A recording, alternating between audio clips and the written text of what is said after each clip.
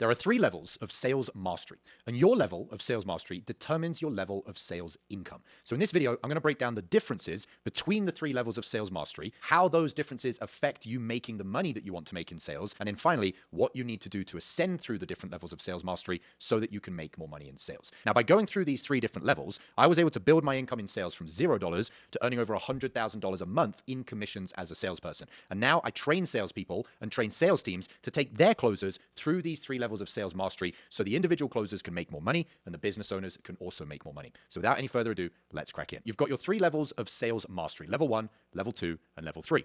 And as I said, your level of sales mastery determines your level of sales income. Now, these income numbers are placeholders. Just because you're making 10K a month doesn't mean you're level 1. Just because you're making 30K a month doesn't mean you're level 2. And obviously, level 3, 100K a month. They are just placeholder numbers. But as an example, a level 1 sales mastery closer is probably earning somewhere between 5 to 15K a month. Level 2, probably earning somewhere between $20,000 and $40,000 a month. And level 3, earning somewhere between $60,000, $80,000, or $100,000 a month.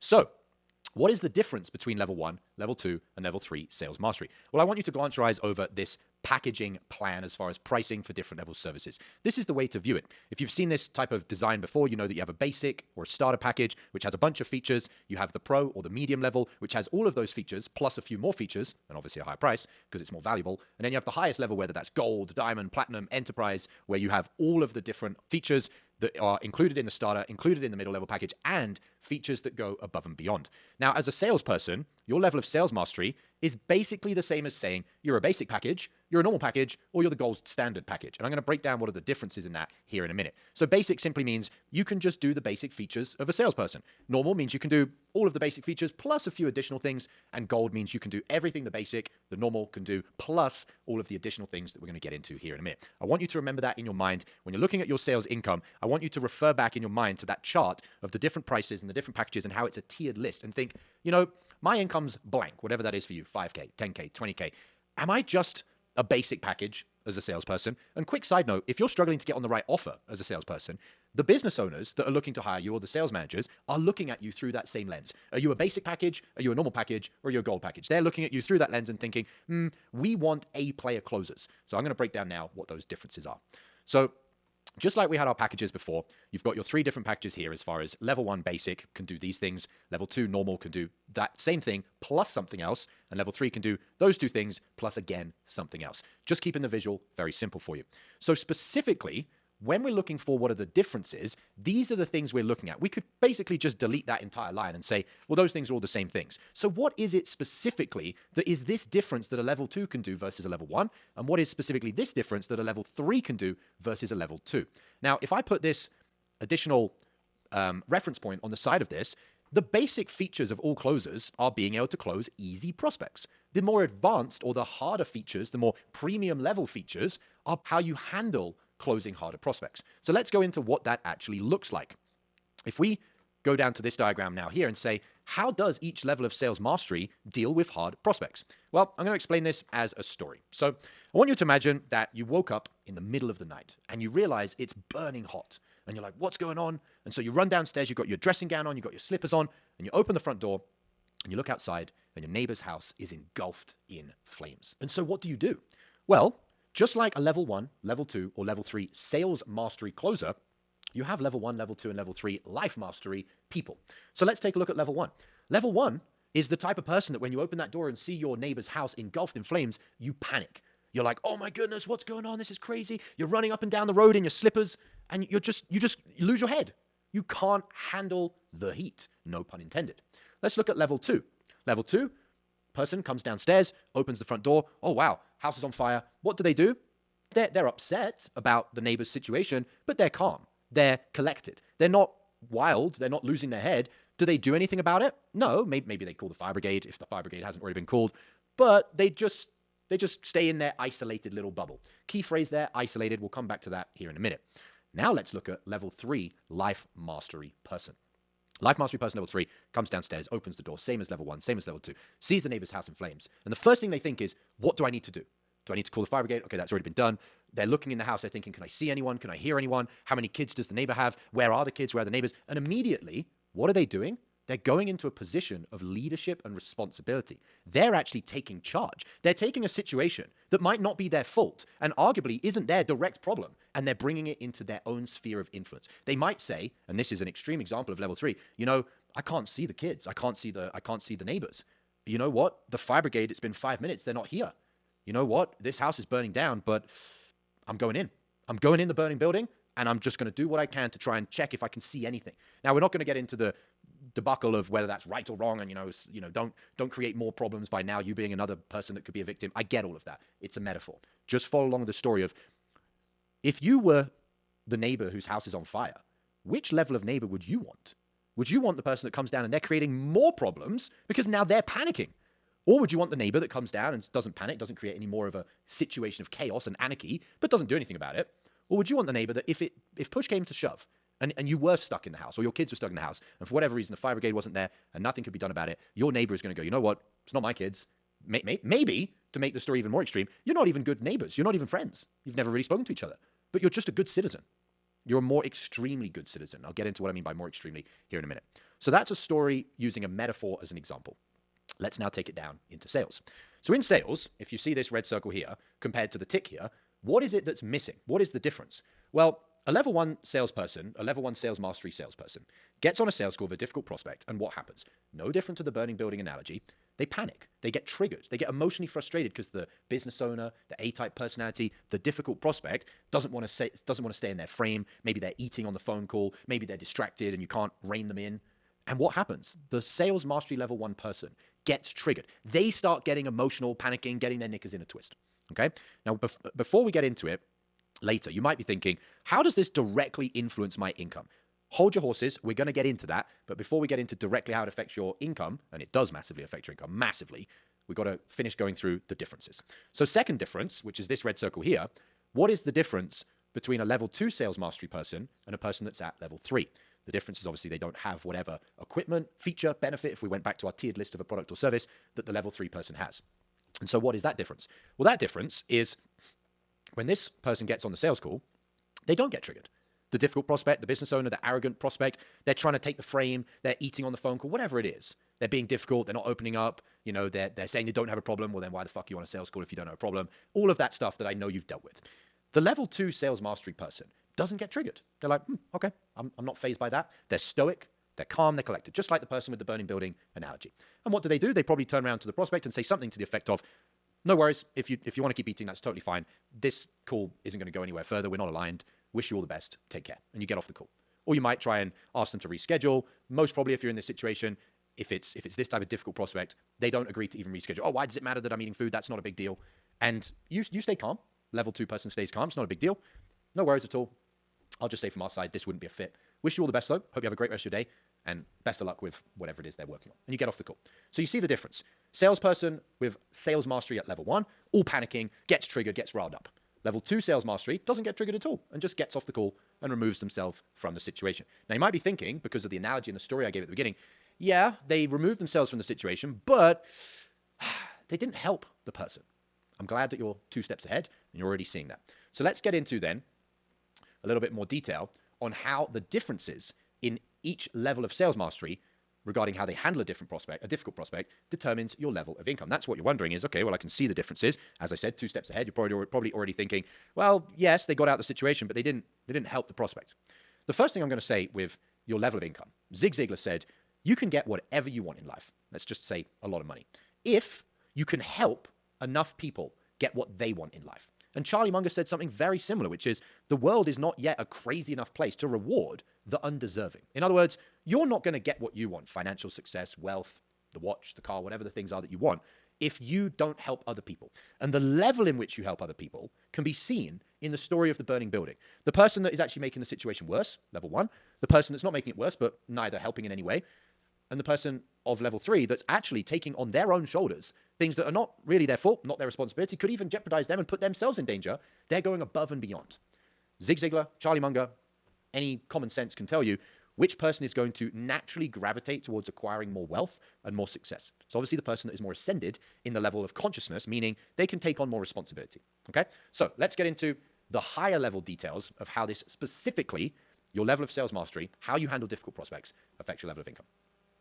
Level 1, you get your knickers in a twist. Now, you might be thinking, okay, fine, but it's difficult prospects. I mean, how many of my prospects are difficult prospects if I get my knickers in a twist and I can't handle that type of prospect? Well, I need to bring to your attention this graph here, which is called the bell curve. You may have seen it before. Simply is showing what's called distribution. And it shows that at a certain type of variable, there's a very low type of distribution, a low level of distribution. In the middle is the most. In other words, the average is the highest quantity. And again, at the extreme of the other end is low quantity again. So if we imagine mapping this over to prospects, your difficult prospects are the ones that are over here. There's not a massive amount of them. The super easy laydown sales, also not a massive amount of them. The majority of your money is going to come from the middle prospects in the middle. So you might be thinking, well, then how I handle just this little section, whether it's 10%, 20%, 20%, debatable, affect this? Great question. If you only understand linear physics, you won't be able to wrap your head around this.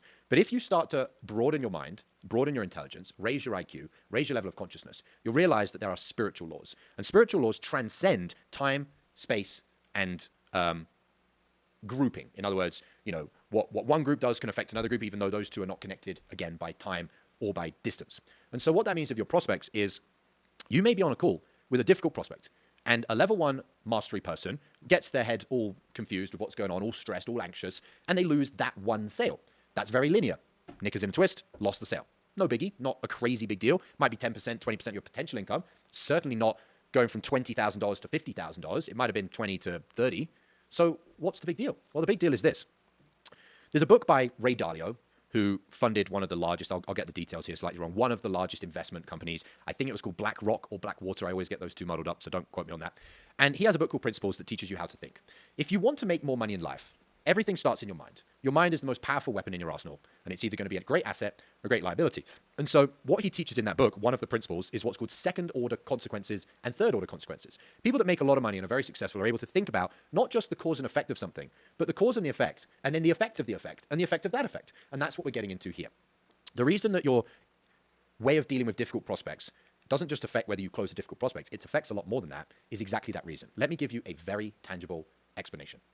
You have a difficult prospect, you don't close them because you get all knickers in a twist. Then you get off that call and you're still agitated. You're not in a good state. You're not in a good emotional position. And then you get on a call with what would have been a fucking laydown sale, one of these ones at the end, or a normal sale. And because you're now not in the right state, the normal basic things that you would do don't work. Either you don't do them or you do them, but they don't land with the prospect because you're now putting out a different energy, this annoyed, agitated energy. And so you can very quickly see that what happens is you don't just lose the difficult prospect, you start losing all sorts of prospects, every other spectrum of prospects. And that number snowballs. Those leads that you don't close that you should have closed, snowballed. And so when you look at a salesperson's performance, you see ruts, daily ruts, weekly ruts, monthly ruts, even quarterly ruts, even a year-long rut. That is what this is about. It's not that they forgot how to sell because they've sold to this level of prospect before. So then you can see if it's not their performance ability, their capability, their technical skill set that changed, it's their internal performance that affected their external performance, which is why inside the Unicorn Closer Mastermind that I run, I teach so heavily on internal mastery because it affects your external performance. And it's why when I trained Alex Hormozi's old gym launch sales team, they wanted me to train them on internal mastery because that is so pivotal to consistency and long-term high performance. So let's go back to this explanation here. You've now lost the deals with easy prospects. And then that just cascades and becomes worse and worse and worse because of something even deeper than that. When you start losing difficult prospects as a closer that knows you're not that competent at handling difficult prospects, you can brush it off. You can go, okay, well, they're difficult prospects, or you even justify and say they were an asshole, they didn't deserve it, whatever. When you then start losing easy prospects that you should be closing, that you know you've closed in the past, what happens? Your identity gets affected, your self-worth, your self-confidence. You're like, maybe I'm actually not that good at closing. Maybe I'm not meant to do this. Maybe I should just quit.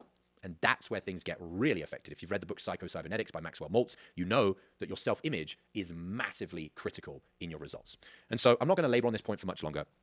The simple thing to understand is that how you handle your ability to handle difficult prospects doesn't just affect your difficult prospects closing or not, it affects massive amounts of longer term knock-on second order, third order implications. And simply, you start losing a massive amount of money because when you speak to those intermittent, really difficult asshole prospects, if you want to call them that, it affects you for a long time in a significant way as a salesperson. All right, let's get into then how this affects you in the other side, which is what if you become the salesperson that has this level of competency or this level of sales mastery, which is you can run into the burning building, so to speak. Well, everything that I just explained as far as the spiritual laws now working against you flips on its head. And this follows a principle called the Matthew principle in the Bible. That's just one way of explaining it, which is to he who has nothing, everything should be taken away. That's where you feel like your world's just falling apart and you keep losing after losing after losing. But the Matthew principle also says to he who has everything, everything shall be given. And so everything that I just explained as far as a negative can be turned in your favor. In other words, if you become the type of person, and I'll give a very exaggerated example, that runs into the burning building and saves your neighbor when it wasn't your responsibility, the next week you win the lottery. And you're like, holy shit, my lottery ticket, I won the lottery. So it's an exaggerated example to labor the point that as a salesperson, when you start being able to step into the burning building and help the prospects that have a big ego, that really are getting in their own way and are being an asshole, and that's exactly why they're where they are and not where they want to be, you start finding that all sorts of other positive cascading effects start happening in your life as a salesperson. I'll give you some examples. Your show rate will improve. You'll have more people turn up to calls. The offer that you've been wanting to get on, all of a sudden, you'll get on that great offer.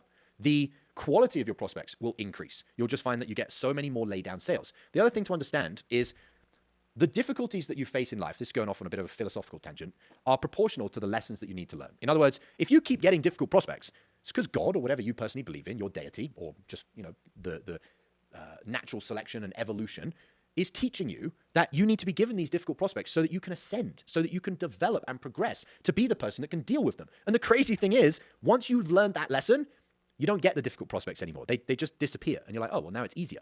Yes, it's easier, and there'll be a different lesson that you need to learn in something else. I'm not saying life just becomes easy in everything, but that specific lesson, it's gone. Because you don't need to God doesn't need to keep trying to get you to learn a lesson once you've learned a lesson. Does that make sense? All right. So we've covered that. We've covered the bell curve. So now the question is, how do you progress through each level of sales mastery? Well, let's look at what the specific differences were and go one final layer deeper between level 1 sales mastery, level 2, and level 3. Level 1 means that your level of internal mastery was so low that when external environments or external people come into your life, it comes within inside of you. There was a saying that says, no amount of water can sink a ship if it can't get inside. And that's very true. But when you study psychology, which I enjoy studying, learning about how people overcome traumas and healing and things like that, you realize that one way of dealing with things temporarily is to put barriers up. In other words, develop a robustness. But that same level of robustness prevents you actually being able to traverse past the walls of your kingdom. Let me explain that as a metaphor. It's kind of like saying, I'm very scared of the outside world, so I'll build myself a castle and put big walls around it. Fine, you're safe. But you're also now locked and barricaded in your own territory. Does that make sense? And so when we look at the differences in sales mastery, level 1, 2 to 3, one level of internal mastery is you have no walls. You can't keep out the influence of the difficult prospect. The difficult prospect affects you, and you now are being puppeteered by the difficult prospect with your emotions. But then let's look at the next level, which is you're not being puppeteered. You can put up a wall and be stoic, super calm, almost like Zen Buddha. Like, oh, it doesn't affect me. Fine, it doesn't affect you. But you equally don't have the next level of internal mastery, which is to be able to actually take someone else's issues, the burning neighbor's house, and put them on your own shoulders and traverse out of your kingdom and go and actually fix chaos in other people's realms. And can you see how the broader your scope of responsibility, even terrain that's not technically your fault or your responsibility, the more you broaden that scope, the more you earn money because you're providing more service. One level of service is I'll close people that turn up to my sales calls that follow the process perfectly. Okay, cool. That's one level of service. You'll make 10K a month. You'll make 20K a month. The next level of service is I'll serve anybody that turns up to my sales call, even the people that are bad prospects, by just turning away the bad prospects. I won't get bothered by it. I'll just turn them away. Okay, that's the next level of responsibility. And you're also doing more responsibility that way because you're saying, I'm going to turn those difficult prospects away so that it doesn't affect my sales calls and my performance and my level of service with the normal prospects that need me to be at my best. Absolutely. It's far greater than the first level in terms of responsibility. But the very next level is, you know what? When I get those difficult prospects with a massive ego, they're the ones that need me the most. And so what I'm actually going to do is I'm going to traverse out into no man's land, into chaos, into the danger zone. And I'm going to risk myself to help someone else. Listen to those words. I'm going to risk myself being in the firing line and going through the discomfort of this dickhead of a prospect so that I can help them. Go back to what I said about the spiritual laws of sales. Just imagine how much of a karmic, seismic impact, a karmic, what they call it, like earthquake, that ricochets through your life when you're actually going out of your own way to help people. Now, I said that this bit is, how do you do that? How do you progress through those levels of sales mastery? Well, you need a much higher level of internal mastery. The level of internal mastery when you just get affected by everything and you're panicking and you're a person that just can't deal with stress is 0, basically. The next level of internal mastery is you can handle tough situations by blocking them out and being stoic and not letting them affect you. The highest level of internal mastery is where you can go into other people's chaos and you're like a sentinel, like a bastion of hope. And it's like, I'm going into this city that's in ruins, this civilization that's fighting each other, and I'm going to be the one that helps make it better. Just hear those words and hear them in terms of a hero's journey. A hero isn't someone that goes, okay, my city, my town's all falling apart. I'm just going to, not let it affect me. I'll just lock myself at home. It's better than the person who, when their city's falling apart, they're now another person that's making the whole situation worse. But the highest level person is the person that goes, none of this is my fault or really my responsibility, but I'm going to take it on my own shoulders and make it my responsibility. I'm going to go out and I'm going to have an impact. That is the hero of every story. Okay. All right. The second and final difference is level 1. Not only do they get affected internally, their internal mastery development is not enough, but they also don't have the technical communication skills to know what to do about it. Level 2, they also don't have the technical communication skills to be able to converse, discuss, run a discovery on the prospect, challenge the prospect. And so how do you progress through each of these levels of sales mastery? Number 1, you need to increase your internal mastery training and become more as a person. And number 2, you need to learn to have real, powerful conversations. To have real, powerful conversations, to really handle those difficult prospects, it goes much further than a script. The difference between $20,000, $30,000, $40,000 a month and $100,000 a month is everything that you're never going to learn from a script. So now you know the 3 levels of sales mastery, the differences between those 3 levels of sales mastery, specifically how those differences in how you handle difficult prospects are going to massively affect your income. And then finally, if you want to progress through the levels of sales mastery, you need to do more internal mastery development training, and you need to learn to increase your communication skills beyond the script with scriptless selling.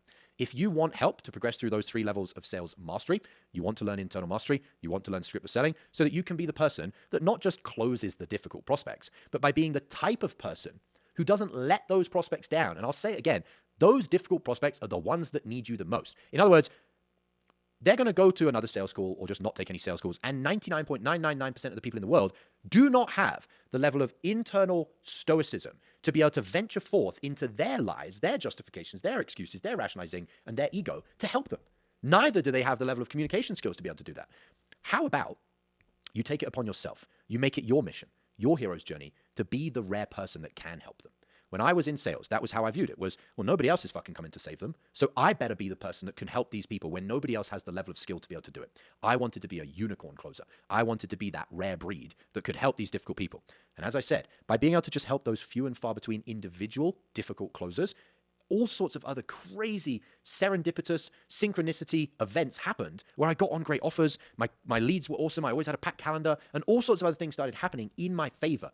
The universe will conspire in the favor of the people that deserve it to conspire in their favor. There's another saying, which is like, luck is where opportunity and preparation meet. It's not just you have an opportunity. You have to have been prepared for that opportunity before it arrives. And the crazy thing is, your greatest opportunity as a salesperson to make more money is your difficult prospects. Again, not because there's so many of them that you're going to, wildly stack your commissions up by handling and closing all the difficult prospects. Not for that reason, but because every time you turn your back on a difficult prospect, you are basically showing God, showing the world, showing the universe, showing whatever deity you believe in.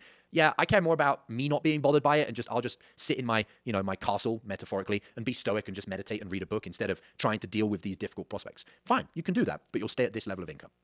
If you want to go to the highest level of income, you need to take those prospects' life and their chaos and their situation on your shoulders as your responsibility.